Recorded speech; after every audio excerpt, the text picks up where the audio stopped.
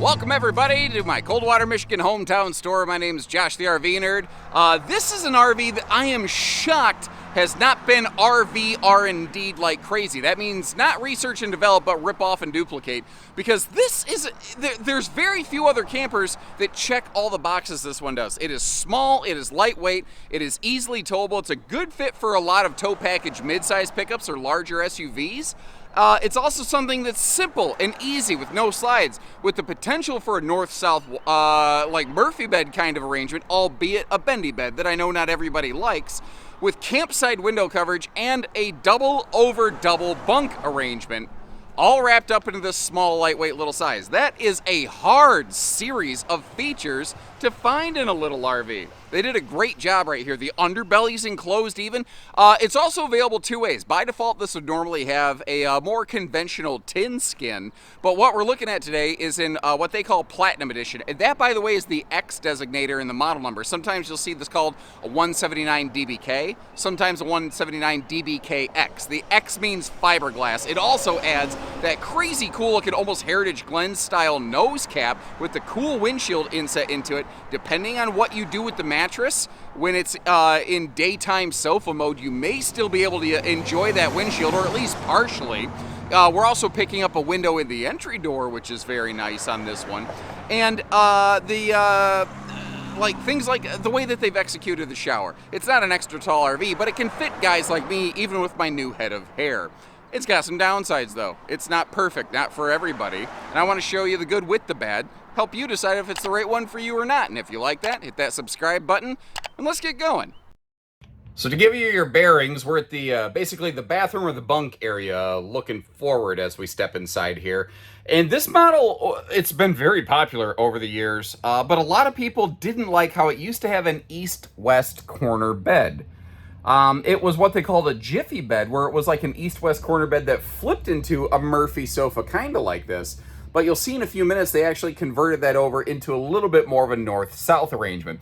Now, FSX doesn't get credit for some really smart camping features. Like, pretty much anywhere that you sit or sleep, for the most part, you're going to find things like household and USB outlets that are easily reached and accessed.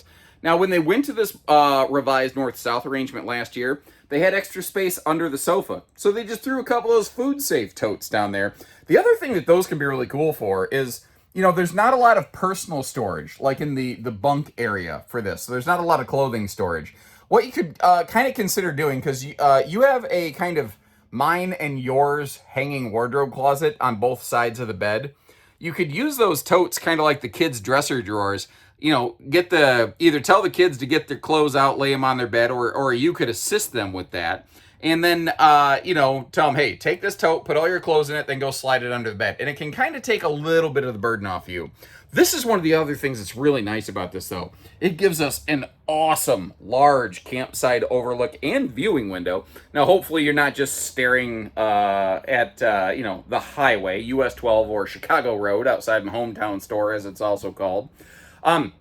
The full viewing window, though, that, you know, including a privacy shade, because it's not a small window. I've just got the shade partially pulled up. It's harder to tell until I get close. It gives you nice views of everything.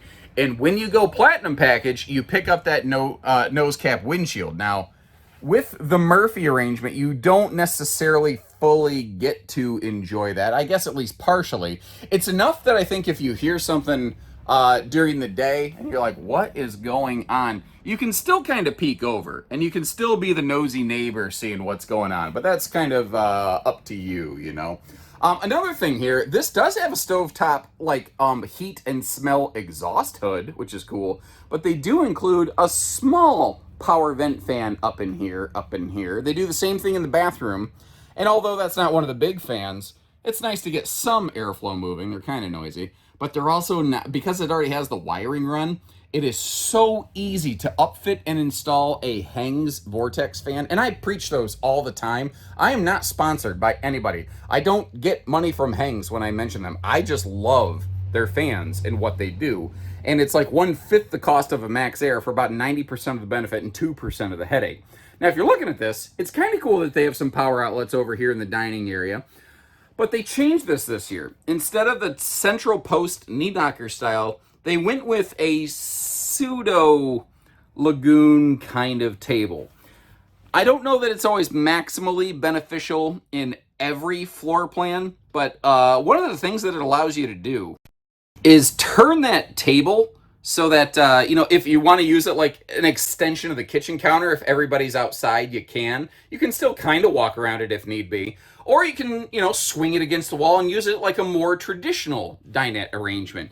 The trick with that is, depending on where you want to sit on the bench by the door, the pole itself is kind of in the way. So you almost, depending on where you're sitting, have to walk past it, swing the table out, sit down, and then swing the table back to you. Cool thing is, you don't often ding your legs, but every positive has a negative associated with it, and I just want to be fair and tell you what's what.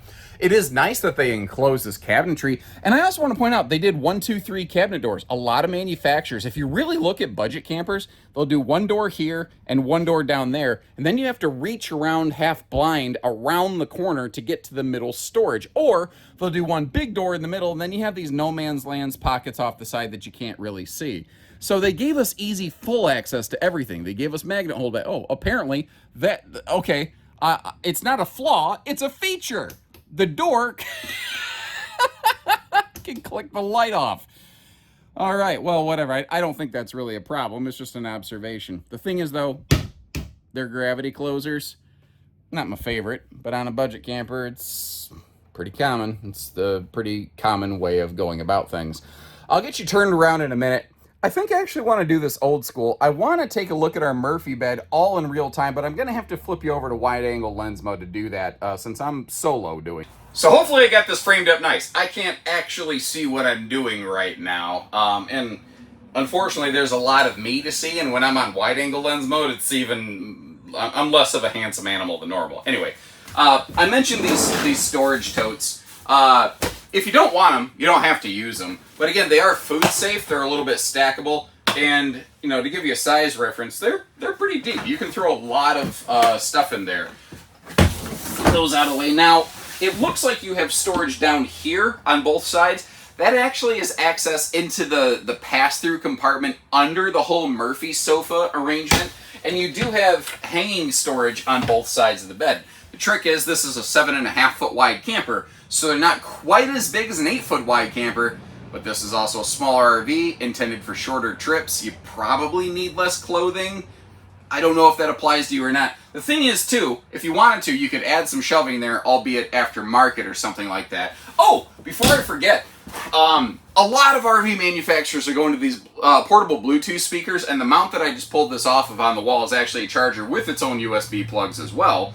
But it's kind of funny. FSX has been doing this, as far as I know, longer than just about anybody. Kind of like the 7.5 foot wide body size that has been adopted by almost everybody under the sun in single axles now. FSX is the reason why. They're the ones that really made it cool and popular. But what I want to show you in real time is how the Murphy bed works here. So this is just a conventional jackknife sofa that just kind of lays down. Now, as you're sort of seeing here, depending on where the mattress is positioned on this one, it could kind of get in the way. So I hope you appreciate the fact that even if I'm flubbing this a little bit, I'm leaving it in the video so you get to have a real world understanding. I'm not trying to Mickey Mouse, make a perfect view look of this thing by any means. Ooh, actually, hold on. I just noticed something. With this is a Camp Queen mattress. So, my feet are going to hang off the bed. I'll demonstrate that in a minute. But I'm going to splice in some bonus footage here, and you're getting to see me do it basically in real time. There is space left right at the end of the bed over here if you wanted to somehow come up with a true queen folding bendy bed, or ignore the fact entirely. This is a Murphy bed.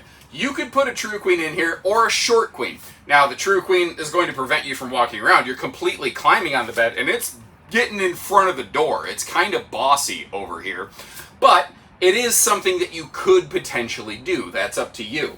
Hold on, I hate it when guys put their shoes on furniture, like in RV videos. It's so disrespectful, but that's just me. Now, it is a little soft at the end of the bed here, so if you sit on this to put on your shoes, you're probably gonna and fall down. But if I lay down, You know, and my head's not touching the ceiling panel. I'm simulating if I actually had a pillow under my head. You can see that my feet are definitely hanging off the thing. Now, the trick is, I'm a side sleeper all day long, all night long, so this does fit me okay. It's not ideal. I would prefer a True Queen. I could deal with it for a short trip.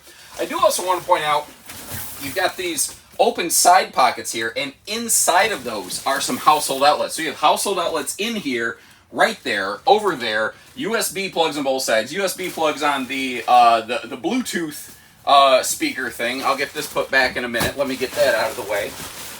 And show you how the bed goes away. Now the trick is, I didn't put any bedding on. It comes from the factory with a simple little fitted sheet, but when the mattress folds up, it never stays in place, so I'm just going to get it out of the way. You could fold it up either way, I suppose, but I've always kind of found that folding it this way is a little bit easier. You just kind of get it to stand a little bit. I like to pull up on the bottom of these and then grab the back and pull forward, and it just drops and slots into place, and it pops and locks like a hip-hop dancer. I don't know. So I get that's a lot of talking and yammering about a Murphy bed, but I think that this is a major focal point of this floor plan, and you're either going to love it or you're going to hate it, and there's probably not a whole lot in between. I don't know if you could see where that speaker was mounted when I was doing my footage, but that's where she goes. Or you can put it anywhere. It's portable. The TV hookup location of this camper, frankly, kind of sucks, but I question, genuinely, does it even need TV hookups in a little trailer like this? Does that, like, if it didn't have them, would you be offended or upset by it? I don't know. I don't think it would necessarily hurt the thing a whole awful lot. Now, a little RV like this often suffers from a pretty deficient kitchen, and they didn't have amazing space to do necessarily amazing things. Like the power outlet locations above that window, it's a little weird, but they kind of did what they had to do. They went with the 2-burner stovetop and the round sink instead of the farm sink to give you at least some kind of countertop prep space. And it always feels like if the stovetop is against the refrigerator wall, it's in the wrong spot. If it's near the edge of the countertop, well, then it's in the wrong spot because you're near somebody who's on the sofa. I just think no matter what, when you're in a little trailer like this, there's not necessarily an ideal solution for it. But if we take a little bit of a look at this, starting up top here, it's just a generic normal microwave, some decent overhead cabinet space. I shoved the sink cover up in there, by the way, to give you a little bit of a size reference point. And that is a 12-volt compressor fridge. Pretty much every RV has those in this class nowadays. But look what they did under the sink. They gave us some good space there, nice and wide open for big stuff, or you could put some shelf organizers. But they also included a set of dedicated kitchen drawers. And if you watch my videos all the time, how many single axle little RVs have you seen me go through that have absolutely zero kitchen drawers? Like, that is a potentially majorly problematic oversight that they're not suffering from here. Now, I mentioned pretty much anywhere that you sit or sleep, you have USB plugs. We've covered the ones around the primary bed pretty well. We saw how there's some household outlets under the tabletop level right there. But you also do have a set of USB plugs right over there just between the big window and the bunk privacy wall. Now, these are, this is really one of the other signature calling cards of this floor plan. For the longest time, this was like one of the smallest and lightest campers out there with double over double beds in a single axle no slide space that made it lighter weight and more easily towable for so many vehicles. Now, we saw there's some USB plugs here, but notice how they still have dedicated USB plugs and individual privacy curtains for each bed. And they actually put some decent linens on that so you have some privacy. One of the hiccups with bunks and curtains that a lot of people aren't really aware of, though, there's really not generally any easy way to duct air into that bottom bunk. So if you do close the curtain on that bottom bunk, it's going to get hot down there. Now, frankly, on this model, that's true even of the upper bunk because this is a non-centrally ducted air conditioner in this little RV. Also, a little bit of the peekaboo, I smell you door. I call it peekaboo, but it's actually more of like I hear you kind of bathroom door, which is, I think, what freaks some people out. Now, the shower execution, I think, is very, very smart. It's a 6.5 foot tall sidewall. I'm a little over 6 foot myself. Wearing shoes, I take off my fake furry hat, and you can see that my head's up in the skylight. That's also the vent fan combo. For a small trailer like this that still has a budget focus, I think that's really smart. I could deal with it, but I know it's not for everybody. Would you prefer a separate skylight, like a full-on big skylight and vent fan, or are you okay with what you see here? I don't know. Let me know.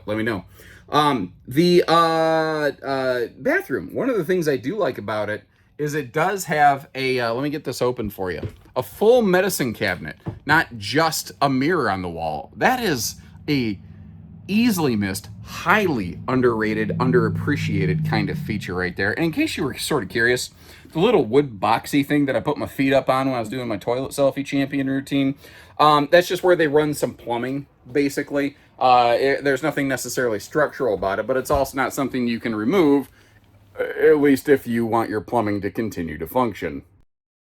And now that we're outside here, let me get you a second look at the weights and the measures, and I want to explain the things like the empty weight and the cargo capacity that you're looking at there on screen. That is for the base tin skin model. Now, the thing next to this is a Jayco J-Flight, but that's the kind of skin that a 24 version of this would have. Now, I've seen some early access peaks at the 25s. They're going to have that smoother looking retro tin coming soon. But the thing is, what you're looking at here in Platinum Edition with the fiberglass skin and the big nose cap and windshield actually adds more weight. A lot of people associate fiberglass with lighter weight, but that's not really a guarantee. It's not fiberglass that lowers weight, it's lamination.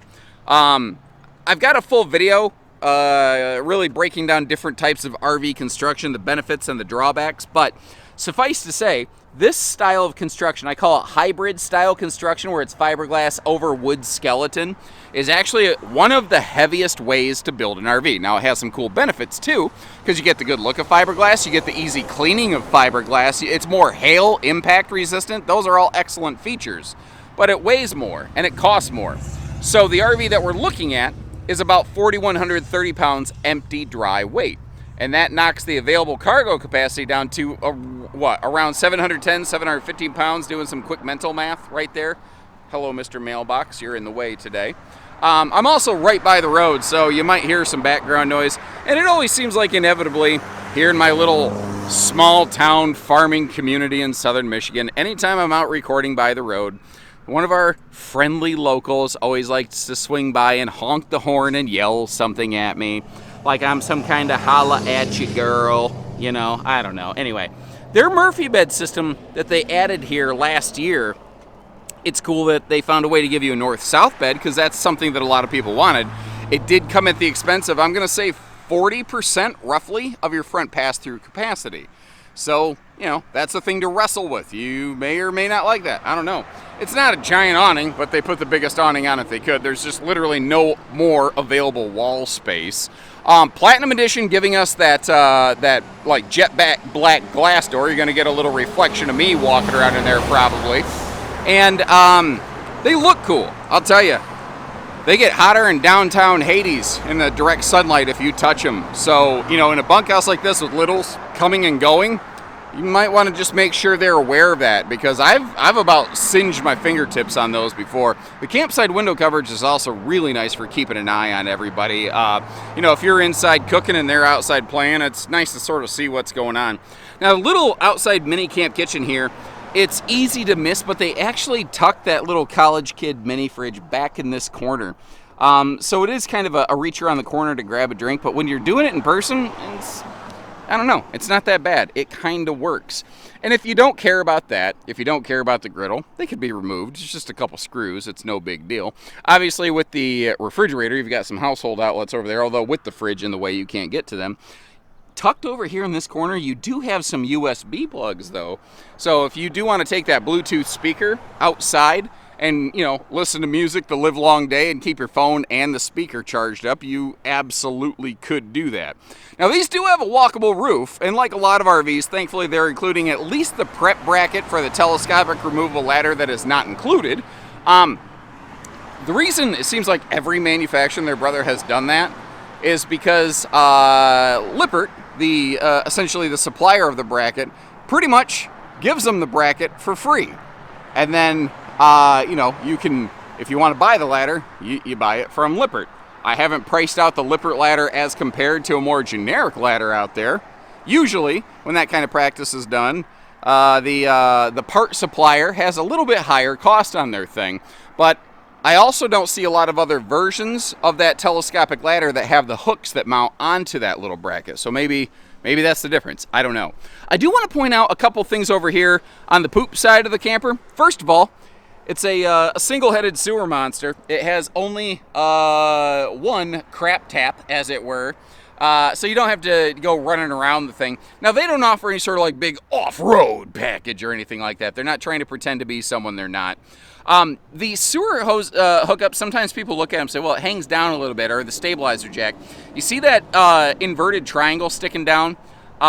Those are there to cheat the scrub line. If you draw a straight line from the bottom of that triangle to the bottom of the tire, the sewer hookups and the stabilizer jacks, everything is above that, so they don't scrub the ground. That's the idea behind the scrub line.